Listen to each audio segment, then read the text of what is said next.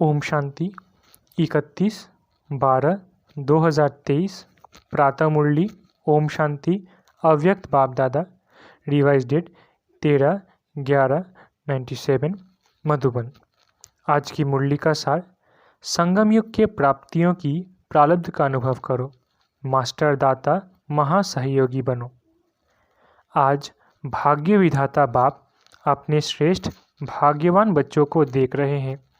हर एक बच्चे के भाग्य की रेखाएं देख देख भाग्य विधाता बाप भी हर्षित होते हैं, क्योंकि सारे कल्प में चक्र लगा तो आप जैसा श्रेष्ठ भाग्य किसी धर्मात्मा, महान आत्मा, राज्याधिकारी आत्मा किसी का भी इतना बड़ा भाग्य नहीं है जितना आप संगमयुगी श्रेष्ठ आत्माओं का है।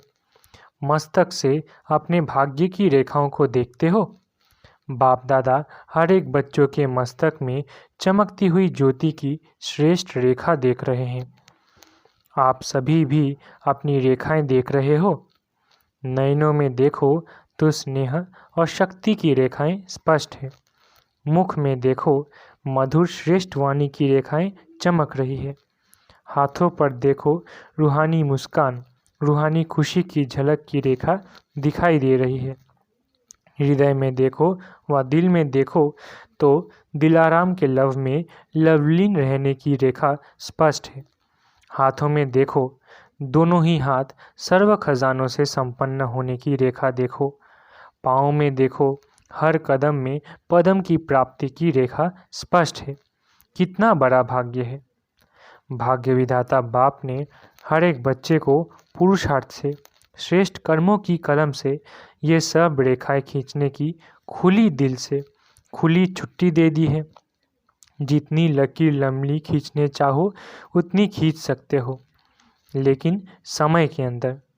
जिसको जितनी लंबी लकीर खींचनी है वो स्वयं ही खींच सकते हो। बाप ने कलम आपके हाथ में दिया है तो वो लकीर खींचने आती है, खींची है या खींचनी नहीं आती है? सभी को आती है। हाँ जी, बहुत अच्छा। देखो, अभी के तकदीर की लकीर आपको सारे कल्प में भी श्रेष्ठ बनाती है। 21 जन्म तो सदा संपन्न और सुखी रहने की रेखा चलती ही है, और द्वापर कलयुग में भी आपके पूज्य बनने की रेखा श्रेष्ठ रहती है। तो इस समय के भाग्य की रेखा सारा कल्प सदा साथ चलती है, क्योंकि अविनाशी बाप की अविनाशी रेखा है। तो सदा अपने श्रेष्ठ भाग्य की रेखा स्मृति में रहती है। रहती तो है, लेकिन कभी इमर्ज रहती है, कभी मर्ज रहती है, वह सदा ही इमर्ज रहती है। इसमें कम हाथ उठा रहे हैं। देखना, सदा इमर्ज रहे। इमर्ज रहने की निशानी है कि पुरानी स्मृतियाँ, पुराने संस्कार की रेखाएं मर्ज हो जाती है। कभी भी पुराने संस्कारों की रेखाएं व पुरानी बातों की स्मृति की रेखाएं इमर्ज नहीं हो, मर्ज हो, और मर्ज रहते रहते समाप्त हो जाए। जहाँ श्रेष्ठ भाग्य की रेखाएं इमर्ज है, वहाँ पुरानी रेखाएं इमर्ज होना असंभव है। अगर होती है तो सिद्ध होता है कि श्रेष्ठ भाग्य की रेखा सदा इमर्ज नहीं रहती। तो क्या समझते हो, इतने श्रेष्ठ भाग्य की रेखाएं इमर्ज होनी चाहिए या मर्ज? बाप दादा वर्तमान समय सभी बच्चों को वर्तमान संगम युग की प्राप्तियों के प्रारब्ध रूप में देखने चाहते हैं।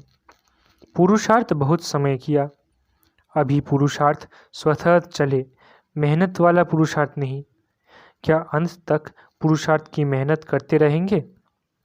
संगम युग के प्राप्तियों की प्रारब्ध का अनुभव अब नहीं करेंगे तो कब करेंगे? भविष्य की प्रारब्ध अलग चीज़ है, वह तो आपकी इस पुरुषार्थ के प्रारब्ध की परछाई है। वो तो आपके पीछे पीछे आप ही आएगी। लेकिन विशेष बात है इस समय के प्रारब्ध प्राप्त करने की। ऐसे नहीं कोई पूछता है कैसे है, क्या हालचाल है, तो अभी तक यही नहीं कहते रहते हो कि पुरुषार्थ चल रहा है। पुरुषार्थ तो है, लेकिन पुरुषार्थ की प्रारब्ध अभी अनुभव करो। वो प्रारब्ध है सर्वशक्ति संपन्न, सर्व ज्ञान संपन्न, सर्व विघ्न विनाशक मूर्त। यह अभी की प्रारब्ध भविष्य में स्वतः ही प्राप्त होगी। जैसे भविष्य में सिर्फ प्रारब्ध है, पुरुषार्थ समाप्त है, ऐसे अभी बाकी रहे हुए समय में प्रारब्ध स्वरूप का विशेष अनुभव करो। जब प्रारब्ध कहते हैं तो पुरुषार्थ की ये प्रारब्ध होती है। पुरुषार्थ किया है, उस पुरुषार्थ अनुसार ही प्रारब्ध का अनुभव कर सकते हैं। लेकिन बाप दादा बच्चों से क्या चाहते हैं? पूछते हैं ना, बाप दादा हमसे क्या चाहते हैं? तो बाप दादा यही चाहते हैं कि अब थोड़े समय के लिए पुरुषार्थ के प्रारब्ध स्वरूप बन जाओ। बन सकते हो कि पुरुषार्थ की मेहनत अच्छी लगती है, प्रारब्ध वाले बनेंगे। अभी पुरुषार्थ कर रहा हूँ, पुरुषार्थ हो जाएगा, करके दिखाएंगे, ये शब्द समाप्त हो। करके दिखाए क्या? दिखाओ। और कब दिखाएंगे? क्या विनाश के समय दिखाएंगे? इसकी बहुत सहज विधि है कि अब मास्टर दाता बनो। बाप से लिया है और लेते भी रहते हो, लेकिन आत्मा से लेने की भावना नहीं रखो। ये कर ले तो ऐसा हो, ये बदले तो मैं बदलूं, यह लेने की भावना है। ऐसा हो तो ऐसा हो, ये लेने की भावनाएं हैं। ऐसा हो नहीं, ऐसा करके दिखाना है। हो जाए तो नहीं, लेकिन होना ही है और मुझे करना है। मुझे वाइब्रेशन देना है, मुझे रहम दिल बनना है, मुझे गुणों का सहयोग देना है, मुझे शक्तियों का सहयोग देना है। मास्टर दाता बनो। लेना है तो एक बाप से लो। अगर और आत्माओं से भी मिलता है तो बाप का दिया हुआ ही मिलेगा। तो दाता बन फ्रांक दिल बनो। देते रहो। देने आता है या सिर्फ लेने आता है? अब जो जमा किया है वह दो। आपस में ब्राह्मण आत्माएं भी मास्टर दाता बनो। और दे तो मैं दूँ नहीं, और दे तो मैं दूँ नहीं, मुझे देना है। खजाना है आपके पास, भरपूर है, गुणों से भरपूर है, शक्तियों से भरपूर है तो देते क्यों नहीं हो? अपने लिए छिपा कर रखा है क्या? जब खजानों से भरपूर हो तो देते जाओ। ये क्यों करता, ये क्यों कहता, ये सोच नहीं करो। रहम दिल बन अपने गुणों का, अपनी शक्तियों का सहयोग दो।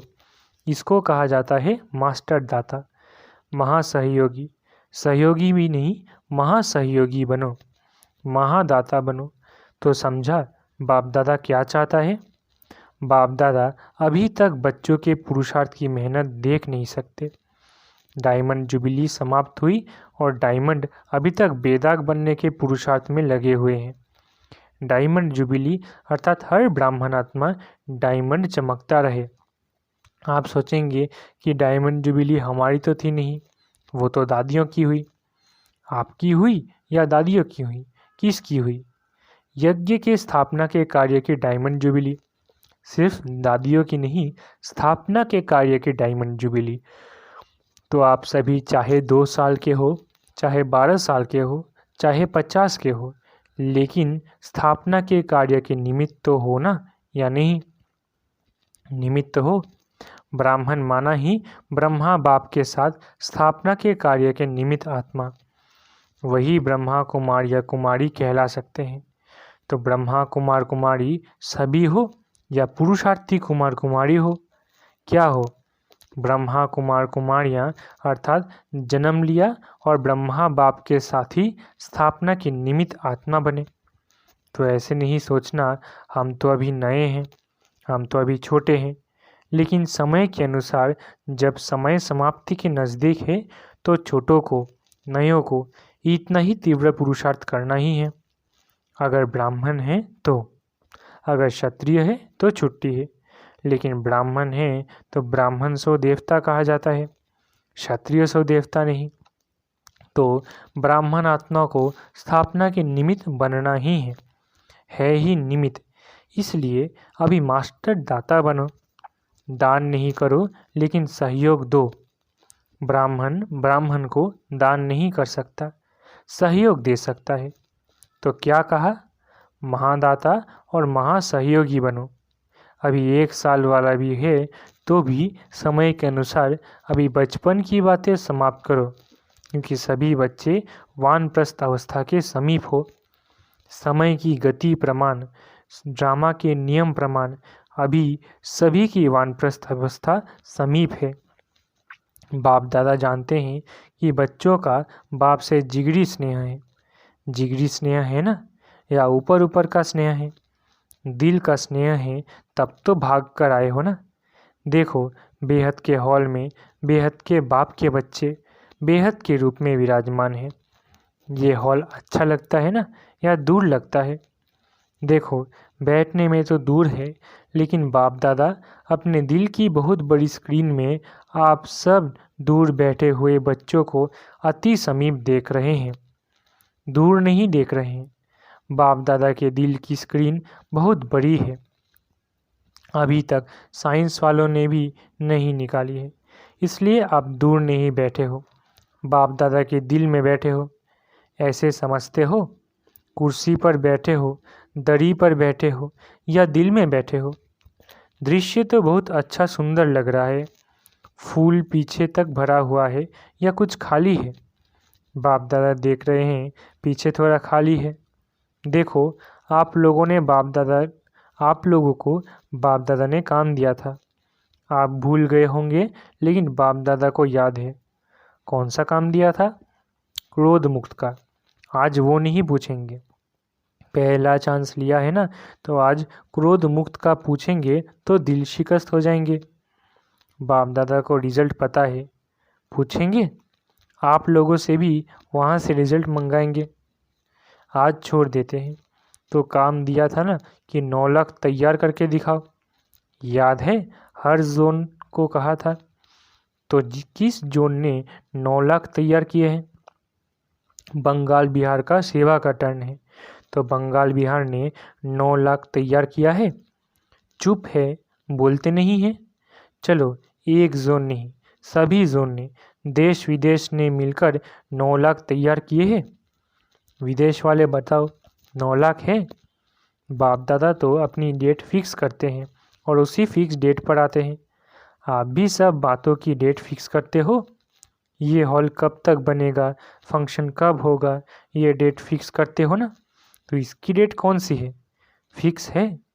विनाश के अंत में या पहले? क्या होगा? क्या सोचा है? कौन सी डेट है? कोई डेट है या अभी फिक्स नहीं किया है? ये भी बाप करे। करना आपको है। बाप दादा तो कहेंगे कि शुभ कार्य में देरी नहीं करो, फिर क्या करेंगे? चलो, इस सीजन के एंड में हो जाए तो भी अच्छा। इतनी हिम्मत है? सिर्फ दाता बन जाओ। अगर दाता बनेंगे तो दाता की भावना से आपकी रॉयल फैमिली और समीप वाली प्रजा बहुत जल्दी बनेगी। वह लोग तो इंतज़ार कर रहे हैं। सिर्फ सदा दाता बनने की देरी है, महान सहयोगी बनने की देरी है। ज़्यादा खजाना स्वयं प्रति व सिर्फ स्वयं की सेवाओं के प्रति लगाते हो। अपने अपने सेवाओं के ड्यूटीज़ में ज़्यादा समय लगाते हो। महान दाता बन, बेहद के दाता बन, वर्ल्ड के गोले पर खड़े हो, बेहद की सेवा में वाइब्रेशन फैलाओ। विश्व राजा बनना है, सिर्फ जोन के व अपने अपने ड्यूटीज़ के सर्कल के राजा नहीं बनना है। विश्व कल्याणकारी हो। अभी बेहद में जाओ। बेहद में जाने से हदों की बातें स्वतः ही समाप्त हो जाएंगी। मनोबल बहुत श्रेष्ठ बल है, उसको यूज़ नहीं करते हो। वाणी, संबंध, संपर्क, उससे सेवा में बिजी रहते हो। अब मनोबल को बढ़ाओ। बेहद की सेवा जो अभी आप वाणी या संबंध सहयोग से करते हो, वो मनोबल से करो। तो मनोबल की बेहद की सेवा अगर अपने बेहद की वृत्ति से मनोबल द्वारा विश्व के गोले के ऊपर ऊंचा स्थित हो, बाप के साथ परमधाम की स्थिति में स्थित हो, थोड़ा समय भी ये सेवा की, तो आपको उसकी प्रालब्ध कई गुना ज़्यादा मिलेगी। आजकल के समय और सरकमस्टांस के प्रमाण अंतिम सेवा यही मनसा व मनोबल की सेवा है। इसका अभ्यास अभी से करो। चाहे वाणी द्वारा व संबंध संपर्क द्वारा सेवा करते हो, लेकिन अब इस मनसा सेवा का अभ्यास अति आवश्यक है। साथ साथ अभ्यास करते चलो। समझा क्या करना है? ये मनसा सेवा वही रंगत दिखाएगी जो स्थापना के आदि में बाप की मनसा द्वारा रूहानी आकर्षण ने बच्चों को आकर्षित किया, और मनसा सेवा के फल स्वरूप अभी भी देख रहे हो कि वही आत्माएं अब भी फाउंडेशन है। ड्रामानुसार ये बाप की मनसा आकर्षण का सबूत है जो कितने पक्के हैं। तो अंत में भी अभी बाप के साथ आपकी भी मनसा आकर्षण, रूहानी आकर्षण से जो आत्माएं आएंगी वो समय अनुसार समय कम, मेहनत कम और ब्राह्मण परिवार में वृद्धि करने के निमित्त बनेंगे। वही पहले वाली रंगत अंत में भी देखेंगे। जैसे आदि में ब्रह्मा बाप को साधारण न देख श्री कृष्ण के रूप में अनुभव करते थे। साक्षात्कार अलग चीज़ है, लेकिन साक्षात स्वरूप में श्री कृष्ण ही देखते, खाते, पीते, चलते थे। ऐसा है ना? तो स्थापना में एक बाप ने किया, अंत में आप बच्चे भी आत्माओं के आगे साक्षात देवी देवता दिखाई देंगे। वो समझेंगी नहीं कि ये कोई साधारण है, वही पूज्यपन का प्रभाव अनुभव करेंगे। तब बाप सहित आप सभी के प्रत्यक्षता का पर्दा खुलेगा। अभी अकेले बाप को नहीं करना है, बच्चों के साथ प्रत्यक्ष होना है। जैसे स्थापना में ब्रह्मा के साथ विशेष ब्राह्मण भी स्थापना के निमित्त बने, ऐसे समाप्ति के समय भी बाप के साथ साथ अनन्य बच्चे भी देव रूप में साक्षात अनुभव होंगे। इसके लिए यही जो आज सुनाया, अभी से प्रारब्ध स्वरूप में स्थित रहो। छोड़ो छोटी छोटी बातों को, अब ऊंचे जाओ। विशेष प्रारब्ध स्वरूप का साक्षात्कार स्वयं भी करो और कराओ। समझा? अभी सभी अपने अनादि स्वरूप में 1 सेकंड में स्थित हो सकते हो, क्योंकि अंत में 1 सेकंड की ही सीटी बजने वाली है। तो अभी से अभ्यास करो, बस टिक जाओ। अच्छा, सर्व चारों ओर के बच्चों को सदा भाग्य की रेखाएं इमर्ज रूप में स्मृति में रखने वाली आत्माओं को सदा अपने संगम युगी सर्व प्राप्ति स्वरूप प्रारब्ध को अनुभव करने वाले सदा मास्टर दाता महासहयोगी आत्माओं को सदा मनसा सेवा द्वारा विश्व की आत्माओं के कल्याणकारी आत्माओं को बाप दादा का याद प्यार और नमस्ते। हम रूहानी बच्चों की रूहानी माता पिता बाप दादा को याद प्यार, गुड मॉर्निंग और नमस्ते नमस्ते नमस्ते। शुक्रिया बाबा। वरदान: कर्मयोग की स्टेज द्वारा कर्मभोग पर विजय प्राप्त करने वाले विजयी रत्न भव। वरदान: कर्मयोग की स्टेज द्वारा कर्मभोग पर विजय प्राप्त करने वाले विजयी रत्न भव। कर्मयोगी बनने से शरीर का कोई भी कर्म भोगना का अनुभव नहीं कराता है। मन में कोई रोग होता तो रोगी कहा जाएगा। अगर मन निरोगी है तो सदा तंदुरुस्त है। सिर्फ शेष शैया पर विष्णु के समान ज्ञान का सिमरन कर हर्षित होते मनन शक्ति द्वारा और ही सागर के तले में जाने का चांस मिलता है। ऐसे कर्मयोगी ही कर्म भोग पर विजय प्राप्त कर विजय रत्न बनते हैं। स्लोगन: साहस को साथी बना लो तो हर कर्म में सफलता मिलती रहेगी। स्लोगन: साहस को साथी बना लो तो हर कर्म में सफलता मिलती रहेगी। अच्छा, ओम शांति। शुक्रिया बाबा।